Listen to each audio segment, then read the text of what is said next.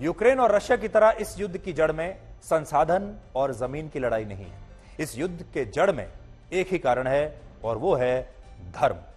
और इसलिए ये जो युद्ध है ये सिर्फ युद्ध नहीं बल्कि ये एक धर्म युद्ध है।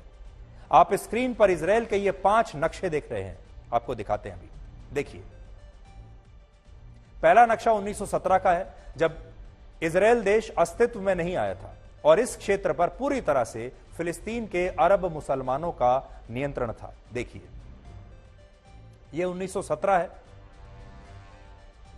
दूसरा नक्शा 1946 का है, यहां भी आप देख सकते हैं यह नक्शा। इस समय भी इस नक्शे का जो 90% इलाका है वो आपको फिलिस्तीन के पास नजर आएगा, फिलिस्तीन के नियंत्रण में। तीसरा नक्शा 1947 का है, जब संयुक्त राष्ट्र ने इस क्षेत्र को फिलिस्तीन और यहूदियों के बीच बांटने का फैसला किया, जिसमें पीले रंग में दिख रहा है इलाका फिलिस्तीन को मिला और हरे रंग में इलाका जो आपको दिख रहा है वो इजराइल को दिया गया। ये देखिए, 1947 में यह स्थिति थी। चौथा नक्शा वर्ष 1948 और 49 का है, जब इजराइल देश अस्तित्व में आया और उसने फिलिस्तीन के कई इलाकों में अपने कब्जे कर लिए, जिसकी वजह से बहुत सारे लाखों से ज्यादा मुसलमानों को विस्थापित होना पड़ा। और पांचवा नक्शा इस समय का है, जब हम बात कर रहे हैं जब फिलिस्तीन बहुत ही छोटे से इलाके में सिमट कर रह गया है। अब बहुत सारे लोग ये कहते हैं कि इजराइल ने फिलिस्तीन के अरब मुसलमानों की जमीनों पर कब्जा कर लिया, इसलिए हमास ने जो हमले किए हैं वो सही हैं। लेकिन क्या वाकई में यह जमीन इस्लाम धर्म को मानने वालों की है, मुसलमानों की है? सच यह है कि यह जमीन पहले इजराइल की ही थी। 1000 ईसा पूर्व इस क्षेत्र में किंगडम ऑफ इजराइल का शासन था, जहां यहूदी रहते थे। लेकिन बाद में यहूदियों पर हमले हुए तो वो इस क्षेत्र को छोड़कर यहां से यूरोप के दूसरे देशों में चले गए और इस्लाम के उदय के बाद यह इलाका फिलिस्तीन के अरब मुसलमानों के कंट्रोल में चला गया। यानी कायदे से यह क्षेत्र शुरुआत में यहूदियों का था, लेकिन फिलिस्तीन के मुसलमानों ने इस पर कब्जा कर लिया। और दूसरे विश्व युद्ध में जब हिटलर ने यहूदियों का नरसंहार किया तो वो वापस इजराइल लौट गए अपनी जान बचाने के लिए और उन्होंने अपनी जमीन वापस ले ली। इजराइल में भी नियंत्रण की सबसे बड़ी लड़ाई पूर्वी यरूशलेम को लेकर है, क्योंकि यह इलाका ईसाई, इस्लाम और यहूदी तीनों धर्मों के लिए अहम है। तो सोचिए, यहां पर 3 धर्म का ये जो छोटा सा क्षेत्र है, यहां से 3 धर्मों की उत्पत्ति हुई है। दुनिया के 3 सबसे बड़े धर्म कह सकते हैं आप इन्हें, हिंदुत्व को अगर हम छोड़ दें। असल में ये तीनों ही धर्म अपनी शुरुआत की कहानी को बाइबल के पैगंबर इब्राहिम से जोड़ते हैं। ईसाई धर्म के लोगों का जुड़ाव इस क्षेत्र से इसलिए है क्योंकि उनका मानना है कि यह वही जगह है जहां कलवारी की पहाड़ी पर ईसा मसीह को सूली पर चढ़ाया गया। उनका मकबरा स्पेल्कर नाम के चर्च के अंदर स्थित है और यह उनके पुनरुत्थान का स्थल भी माना जाता है।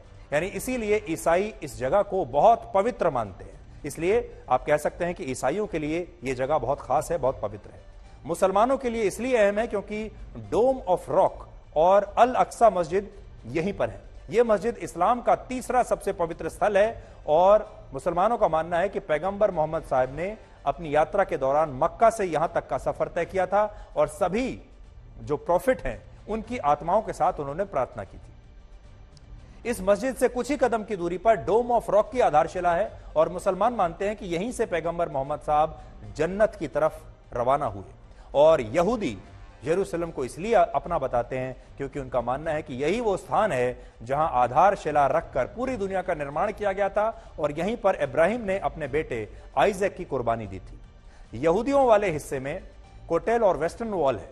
यह दीवार पवित्र मंदिर का अवशेष है। यानी यरूशलेम ईसाई, इस्लाम और यहूदी तीनों धर्मों के केंद्र में है और सारे विवाद यहीं से शुरू होते हैं।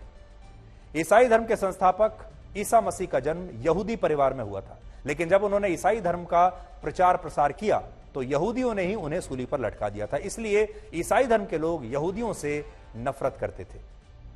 तो ये एक पुराना इतिहास है इस जगह का और जैसे जैसे ये कहानी आगे बढ़ेगी, क्योंकि ये जो युद्ध है, अगर आप हमसे पूछें, ये युद्ध अभी रुकने वाला नहीं है। ये युद्ध अभी और फैलेगा, इसमें और ज्यादा देश शामिल होंगे, इसका इलाका और ज्यादा फैलेगा। इसलिए आने वाले दिनों में ये युद्ध पूरी दुनिया को परेशान करने वाला है। अब दुनिया की नजर यूक्रेन और रशिया के युद्ध से हटकर यहां पर आ गई है और यकीन मानिए यूक्रेन का युद्ध था उस पर तो उसकी वजह से आपके जीवन पर असर पड़ा ही था, लेकिन इस युद्ध का भी आपके जीवन पर असर पड़ने वाला है। मिडिल ईस्ट में तेल होता है और तेल अभी से महंगा शुरू हो गया है। स्टॉक मार्केट क्रैश होना अभी से शुरू हो गया है और अभी बहुत सारी ऐसी चीजें होंगी जो आपके जीवन पर सीधा प्रभाव डालेंगी।